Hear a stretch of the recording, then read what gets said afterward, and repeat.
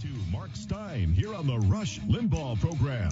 Yes, in my book, After America, which came out a couple of years ago, I had a line in there that said, you don't need a president for life if you've got a bureaucracy for life. And that is the situation in which the United States, like a lot of other Western countries, finds itself, where regardless of who you nominally elect to the legislature, the bureaucracy goes ahead and, in effect, legislates in the shadows. And you see examples of that everywhere. For example, the big transgendered bathroom message that Obama sent to every schoolhouse in the country. You know, nice little elementary school you got here. Shame if anything were to happen to it.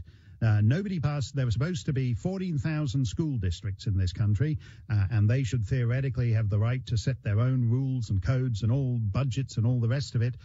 But the centralized government in Washington is telling them how to behave. And here's a good example of that. To tell us about it is Rick Manning, president of Americans for Limited Government. You can't argue with a name like that. If you're going to represent an organization, that's a hell of a brand to have. Rick Manning is president of Americans for Limited Government. And this example of the overbearing bureaucracy effectively legislating beyond the grasp of the voters comes from HUD, Housing and Urban Development. Rick. Hi, Rick, are you there? The Housing Urban Development has a regulation that would effectively allow the federal government to overturn local zoning rules to allow for them to place government-subsidized high-rise, low-income apartments in the middle of single-family neighborhoods, paying no attention to local zoning, paying no attention to infrastructure, none of those decisions that are made at local level, simply because they look at a census map, simply because they say, listen, we don't believe that there's enough racial mix disparity here. We think there's too many white people, too many Asians, too many African Americans, too many Hispanics in this neighborhood. So consequently, we are going to place low-income housing in the middle of your neighborhood. In fact, in Westchester County, they've even gone so far as to say that single-family homes with quarter-acre lots may, in fact, be discriminatory. That's how far they are going with this regulation. The good news, Mark, is Senator Mike Lee has got an amendment on the Senate floor this week that would, in fact, defund the implementation of this amendment, and that's the first time we've got it on the Senate floor, and we have a chance to stop Obama in his tracks on this attempt to take over our local zoning. But just to be clear on what's at stake here, as you said, in Westchester County, New York State, the edge of New York City, they have a zoning ordinance about minimum lot size, which is common in a lot of parts of the country. In my corner of New Hampshire, there are some towns where you have things like 50-acre minimum lot size because it's like rural zoning out in the middle of the hills and things. And you're saying that some guy nobody knows in HUD in Washington is basically looking at the demographic makeup and saying, well, your town is insufficiently Hispanic or insufficiently African American, and so what we want to do, and so the zoning, the lot size, the size of the homes, single-family homes, they have discriminatory impacts, and so on a civil rights basis, we're now assuming the right to tell you that in a residential cul-de-sac of single-unit homes, you have to have some low-income housing projects at the end of the cul-de-sac. That's basically the scheme as they're laying it out in Washington. That's well stated. You know, there's a doctrine that's prevalent in the Obama administration. It's a disparate impact doctrine. And right. What it says is that you don't have to show that there was actually any racial discrimination at all. Instead, all you have to show is that if you look at a map or you look at the impact, that in fact, based simply on where people choose to live, that that racism exists because not enough people of a different ethnicity happen to live in that neighborhood. Mark, zoning laws, building houses, all those kinds of things, those are neutral acts. Those are not racial acts. People make independent choices as to whether or not to live in those units and where they want to live. We recognize there's income disparity, there's income differences, but to try to say that a zoning ordinance itself is in fact racist simply because it ends up where people who are white happen to live in a neighborhood and people who are black happen to live in another area. And it doesn't mean that people who are African American don't have the ability to live in the area with white neighborhoods. It simply means that those are choices made. And by trying to make this change through a census map and a vision of a racially of using race as a means for fundamental transformation, they are effectively usurping the most basic local controls. And the people need to stand up and tell the Senate that they won't stand for it, and this regulation needs to be defunded, and the Senate needs to support the Mike Lee bill. One place they can go to learn more is at obamazone.org, which has a lot of the details on it, so they can read and find out what's going on. Obamazone.org. Yes, sir. I want to ask you where other senators are on this, because this isn't a fringe thing where you can argue about whether it should be done at the municipal or the county or the state or the federal level, like a lot of these topics. This is actually the bedrock of what towns do, which is the zoning ordinance in their neighborhood. They live there. They know what is best for the neighborhoods. They decide. It's often a contentious issue. People go to zoning committee meetings and they argue these things to get an exemption for this or that or whatever. But it's all done in Smallville or wherever it happens to be, and they're doing it right there in town. In other words, this is the bedrock municipal responsibility. And if this is taken away, then there really is no federalism anymore. There's just a centralized national authority, surely.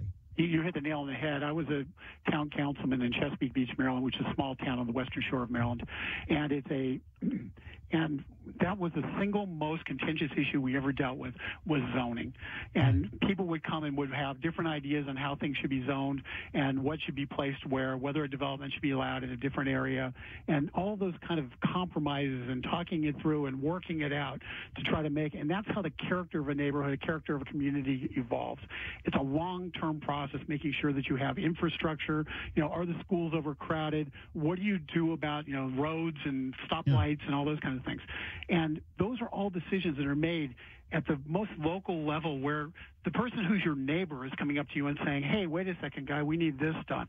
There's no distance in this.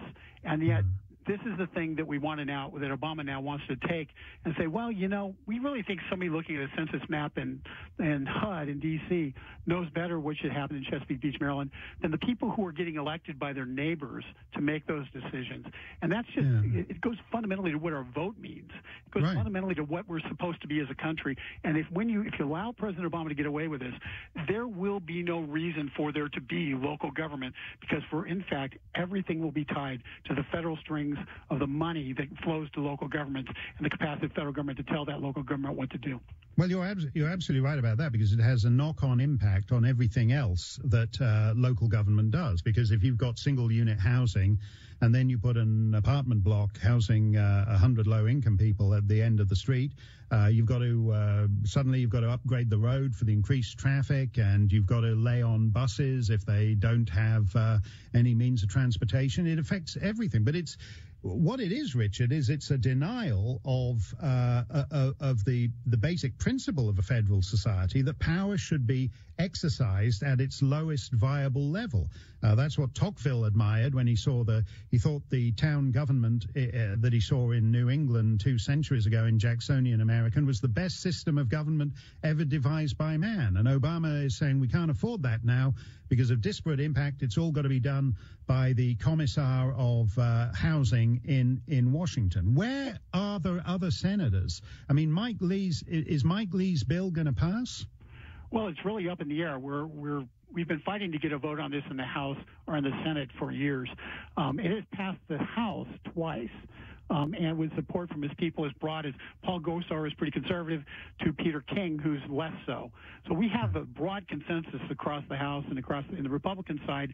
On the Senate side, you have Marco Rubio, you have Ted Cruz, who are both supporting Mike Lee's position. The challenge is there's a pervasive idea in the Senate that if President Obama might veto something because a Lee amendment is on it, then the Senate shouldn't do it. And we have to tell those senators that do the right thing. this is good policy, and let's force President Obama to defend that policy. Because if you just give in because you're afraid he might veto an appropriations bill, then you might as well just go home and pack up the bags because just let him write the appropriations bill, because you've usurped your basic Article 1 authority. And by taking away your Article 1 rights to fund the things in government that you want to fund and not fund those things you don't want to fund because you're afraid of President Obama, that's no way to represent the American people, and the voters should have their say. So it's a tough vote. I'm not going to lie to you, Mark. It is a tough vote. A lot of people are concerned about an Obama veto. Truth be told, I don't know if he has issued a veto threat on it. But right now, what those senators need to do is they need to do the right thing for their constituents, the right thing for the Constitution, and let this game play out. We can pass this in the House. We can put it on Obama's desk, and let's see if he's going to veto a housing bill because he doesn't like his disparate impact theory being blown up and being sent back and defunded for a year. Let's see if he does it. Let's challenge him and force him to do that, and then we can go and reconsider. But let's force him to make that move as opposed to surrendering right now. Yeah, thanks for putting it that way, Richard. That's absolutely right. Rick Manning is president of Americans for Limited Government, and Mike Lee is pushing back against what is, in effect, an attempt by the central government of the United States to determine the character of homes in every municipality in the country by saying, oh, if you've only got single-family units, that's not good enough. You've got to put low-income housing units in it. That's absolutely ridiculous in a nation of 300 million. And as Rick said, if the Senate doesn't want to take a stand on this, then they might as well all go home. You know how the New York Times tweeted the news of the transgendered bathroom instruction? They said the Obama administration will issue a decree on transgender access to restrooms. That's how the New York Times, the paper of record, put it. The Obama administration will issue a decree. King Barack in Buckingham Palace issues a decree on transgendered bathrooms, a decree on lot size in zoning administrations across the country. You don't need a Senate, you don't need a House of Representatives if you've got King Barack just issuing decrees. So get on your senators and your congressmen on this thing and make sure that Mike Lee has some support to allow local government still to do its core function here. Mark Steyn for Rush, more to come. You're listening to the EIB Network. Washington's Mall, WMAL, where Washington comes to talk.